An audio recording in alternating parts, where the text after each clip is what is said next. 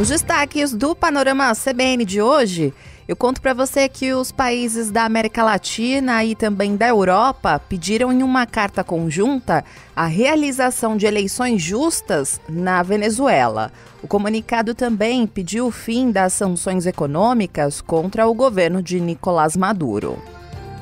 Aqui no Brasil, o casal que é investigado por ter agredido e xingado o ministro Alexandre de Moraes do Supremo Tribunal Federal lá no Aeroporto Internacional de Roma prestou depoimento hoje e negou as agressões. Após os esclarecimentos, a Polícia Federal fez uma operação na casa do casal para cumprir mandados de busca e apreensão. E na economia, o governo federal autorizou a realização de concursos públicos para preencher 2.480 vagas. Os salários serão entre R$ 6 e R$ 21 mil. 23 órgãos do governo federal vão receber os concursados, como, por exemplo, o IBGE. Panorama CBN. Olá para você que está ouvindo o Panorama CBN, eu sou a Juliana Prado e vou te contar em menos de 30 minutos tudo o que foi notícia nesta terça-feira, dia 18 de julho de 2023.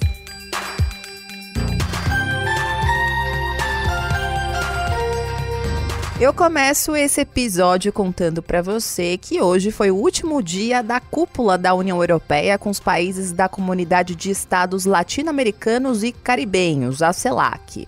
No fim do evento de hoje, que aconteceu em Bruxelas, na Bélgica, os governos do Brasil, Argentina, Colômbia e França, assim como a União Europeia, divulgaram uma nota conjunta em que pedem a realização de eleições justas na Venezuela. Nesse texto, os países pediram também que haja uma negociação política entre o regime e a oposição local para a realização da eleição no ano que vem. Esse comunicado também pede o fim das sanções econômicas contra o governo de Nicolás Maduro. Esse texto aí é fruto de uma reunião entre os líderes desses países durante os 2 dias. O presidente da França, Emmanuel Macron, disse que esse foi o assunto mais importante que foi discutido na cúpula. Já o presidente Lula, que participou desse encontro antes aí da divulgação dessa carta, ele disse que a solução dos problemas venezuelanos deve partir da própria população. Inclusive tivemos uma reunião com França, com Colômbia, com Argentina, com o representante do negociador das oposições na Venezuela, com a vice-presidenta, para discutir um pouco a possibilidade de normalizar a situação na Venezuela. Tudo isso aconteceu dentro de um espaço em que a gente não precisa sair para lugar nenhum. Durante a cúpula, Lula participou de vários encontros bilaterais e em um deles, a primeira-ministra da Dinamarca anunciou a intenção de contribuir ao Fundo Amazônia. Lembro você que no início do ano, a Alemanha anunciou o envio de quase 200 milhões de reais a esse fundo que busca proteger a Amazônia. Essa cúpula aí que eu contei para você, que aconteceu na Bélgica, chegou ao fim sem um consenso sobre a condenação da Rússia pela invasão na Ucrânia, que já dura 18 meses. O texto final do encontro na Bélgica, que teve a participação do presidente Lula, não menciona o nome do país de Vladimir Putin, menciona apenas preocupações profundas com a guerra na Ucrânia. E o texto diz o seguinte, abre aspas, expressamos profunda preocupação com a guerra atual contra a Ucrânia, que continua a causar imenso sofrimento humano e exacerba fragilidades existentes na economia global, impedindo o crescimento, aumentando a inflação, interrompendo cadeias de suprimento, aumento também na insegurança energética e alimentar e elevando o risco de estabilidade financeira. Fecha aspas. Em seguida, os 60 países que compõem os 2 grupos, 33 latino-americanos e 27 europeus, ressaltam o seu apoio à iniciativa de grãos no Mar Negro e os esforços do Conselho de Segurança da ONU para garantir a sua extensão. Relembro você que ontem a Rússia anunciou que não faz mais parte dessa iniciativa que permite o transporte de grãos da Ucrânia pelo Mar Negro. E isso causou aí um receio mundial por causa da elevação dos preços dos grãos. Bom, amanhã, quarta-feira, o presidente Lula volta de viagem aqui para o Brasil e ele já disse que vai desenrolar os problemas no nosso país. Na quinta-feira, Lula já tem uma agenda cheia. Ele deve se encontrar com líderes do Centrão para discutir quais cargos serão ocupados pelo bloco. Na mira, ministérios como o Desenvolvimento Social, o Ministério do Esporte, a Caixa Econômica Federal e até os Correios devem ter os comandos trocados.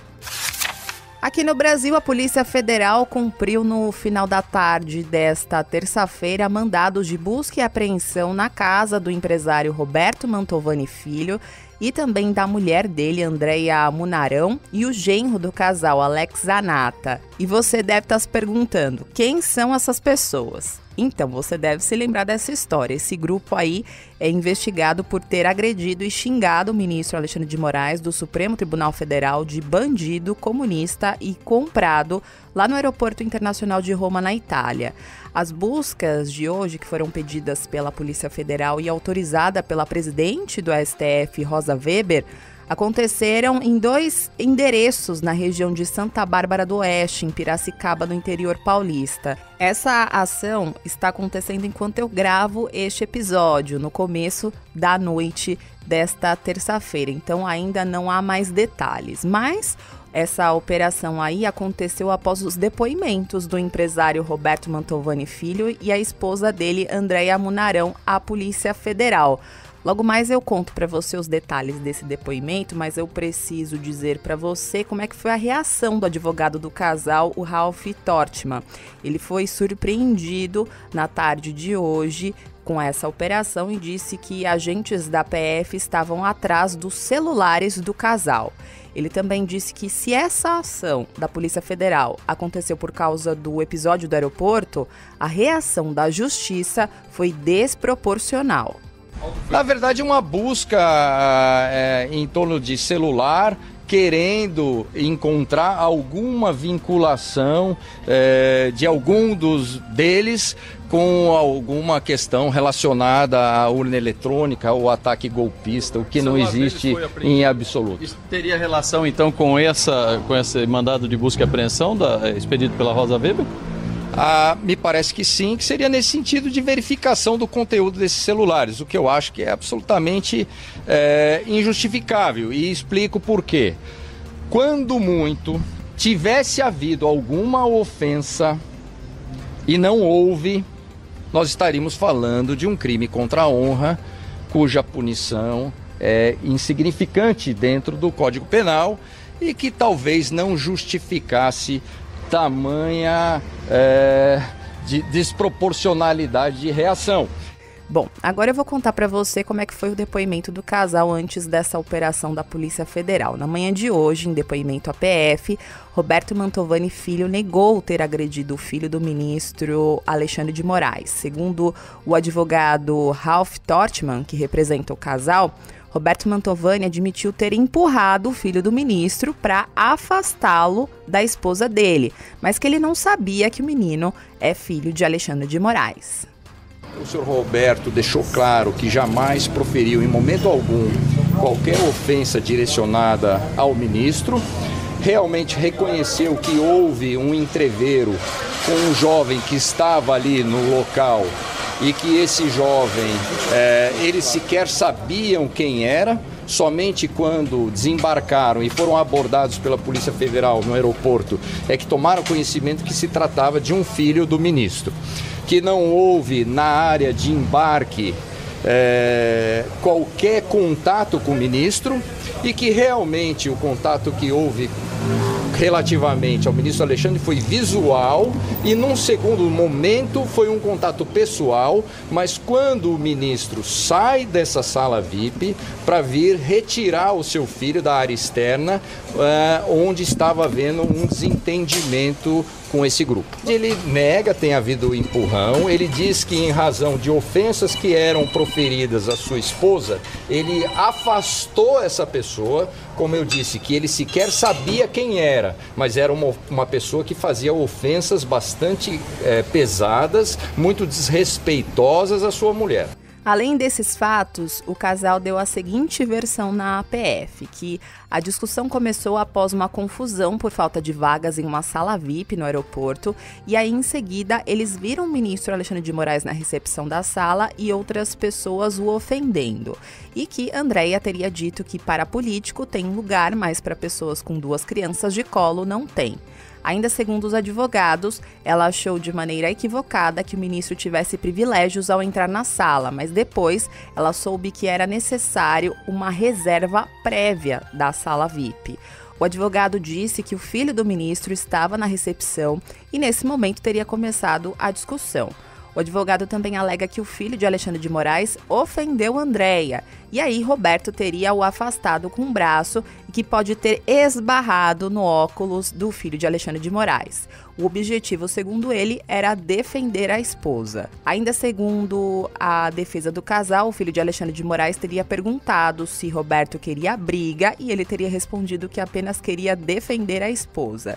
Roberto então alegou que depois saiu do local com a família e que quando voltou, o filho do ministro teria tentado novamente iniciar a discussão. Em seguida, todos os envolvidos se retiraram do local. Já o ministro Alexandre de Moraes, ele deu uma versão totalmente diferente dessa. Segundo a nossa comentarista de política aqui da CBN, colunista do jornal O Globo, Malu Gaspar, o ministro relatou que estava na área de embarque do aeroporto por volta das 7 horas da noite, quando Andréia se aproximou e deu início aos xingamentos. Em seguida, segundo o ministro, Roberto Mantovani Filho passou a gritar e chegou perto do filho de Alexandre de Moraes, empurrou e deu um tapa nos óculos do filho de Alexandre de Moraes, e que as pessoas presentes fizeram uma intervenção e a confusão terminou. O ministro disse também que momentos depois, a esposa Andréia e Alex Zanata, genro do casal, retornaram à entrada da sala VIP, onde ele e a família de Alexandre de Moraes estavam e novamente começaram a proferir ofensas. Alexandre de Moraes não estava acompanhado de uma escolta policial no momento da abordagem, quando ele voltava de uma palestra da Universidade de Siena, onde ele participou de um fórum internacional de direito.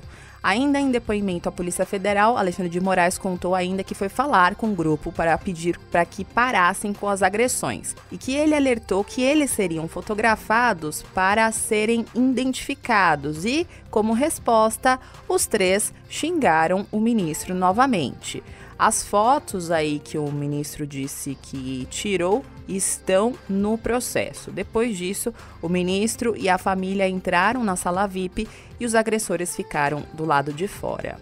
Bom, agora foi instaurado um inquérito policial para apurar acusações de agressão, ameaça, perseguição, injúria e difamação. Segundo o Código Penal, os crimes praticados por brasileiros, embora cometidos no estrangeiro, ficam sujeitos à lei brasileira. A Interpol, que é a Organização Internacional de Polícia Criminal, já recebeu as imagens do momento em que o ministro e a família dele foram hostilizados lá no Aeroporto Internacional de Roma, na Itália. Esse material foi entregue pelo aeroporto na noite de ontem e os vídeos mostram minutos antes, durante e depois da discussão. O representante da Polícia Federal na Itália foi até a Interpol na manhã desta terça-feira para tentar acelerar a liberação dessas imagens. E agora, a Secretaria de Justiça italiana tem que autorizar o compartilhamento do material do aeroporto.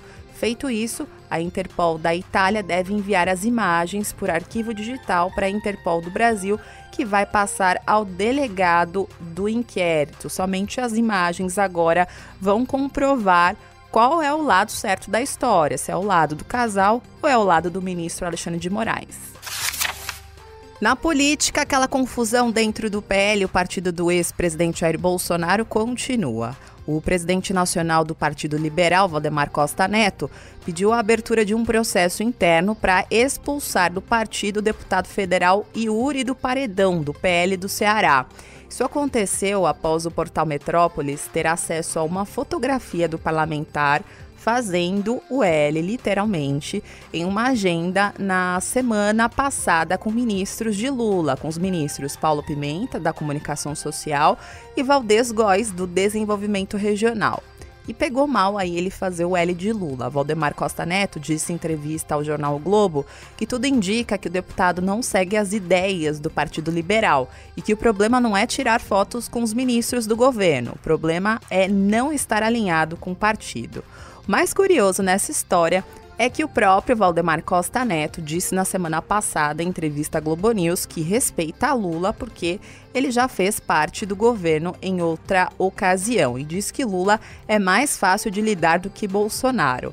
Além disso, ele diz que deputados do Nordeste podem apoiar as pautas do governo, já que eles precisam de mais recursos. Aí até fiquei na dúvida se Valdemar Costa Neto é fã ou hater do governo Lula. E essa posição dúbia aí do presidente do partido, que é liberal, mas vota contra a reforma tributária, está sendo refletida nas atitudes dos parlamentares do partido.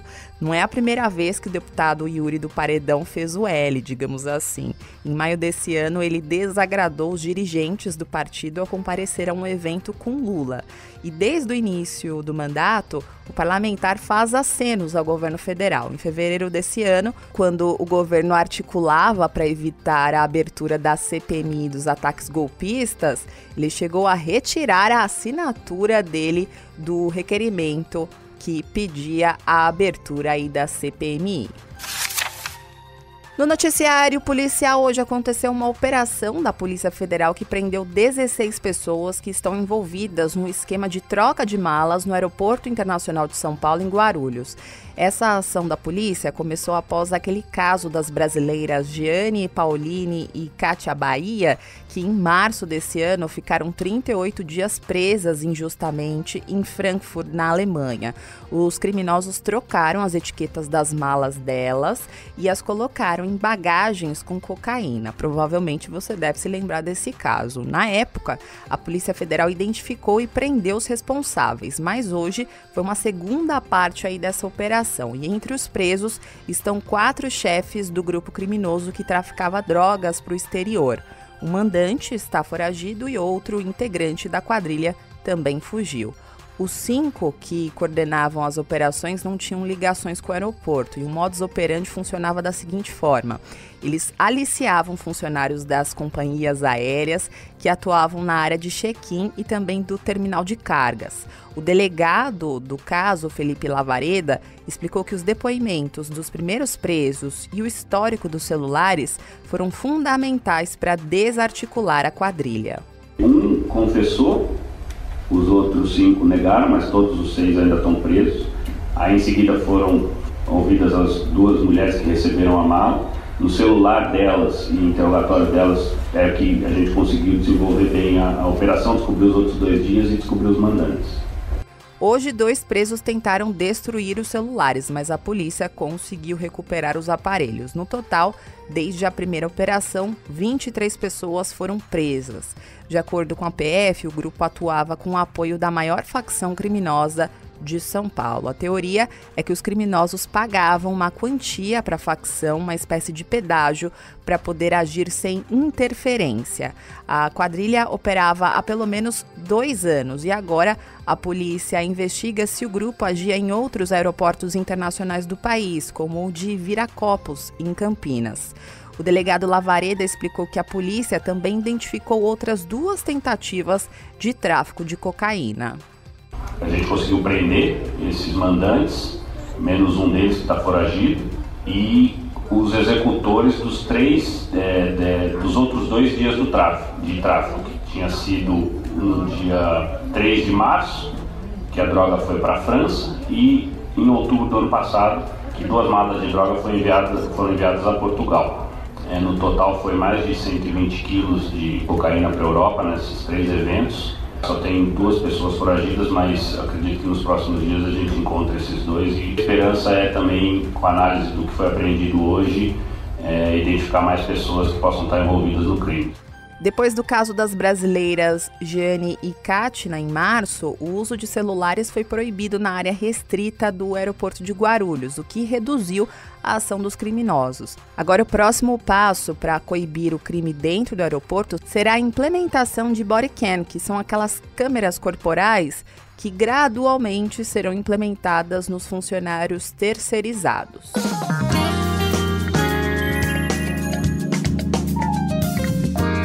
Na economia, uma boa notícia para você que é concurseiro, porque a ministra da Gestão e da Inovação em Serviços Públicos, Esther Dweck, anunciou hoje a autorização para concursos públicos para preencher 2.480 vagas.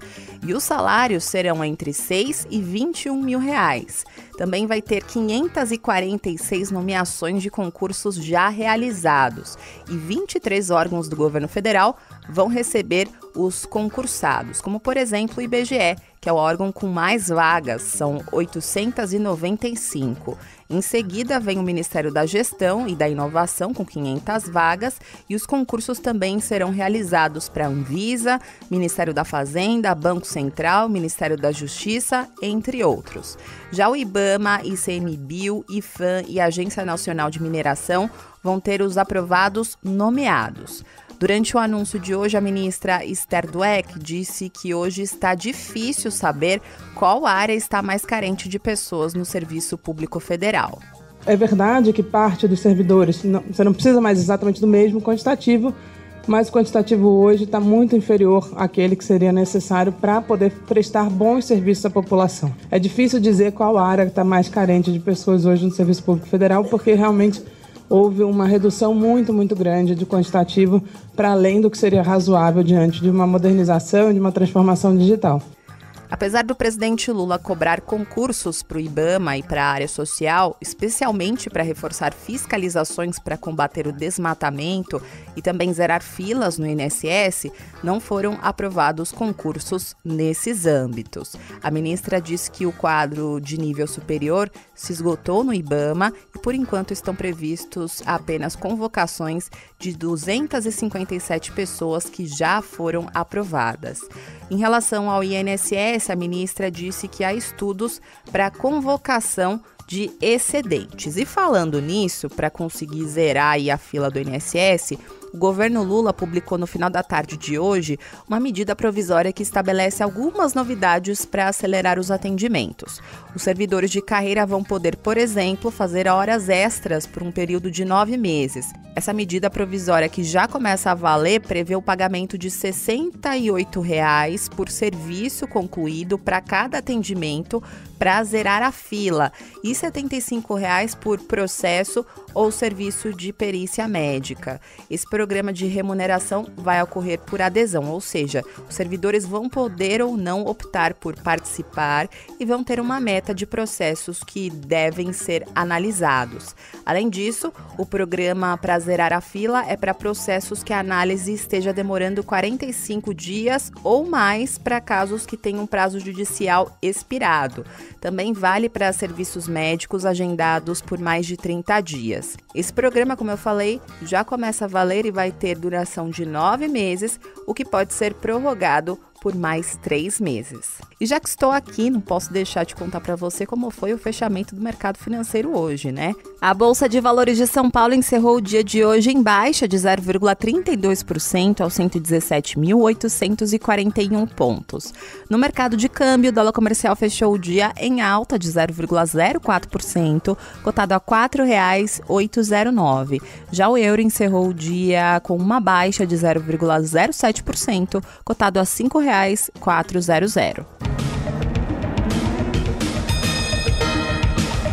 No noticiário internacional, a Organização Meteorológica Mundial fez um alerta importante em relação ao clima.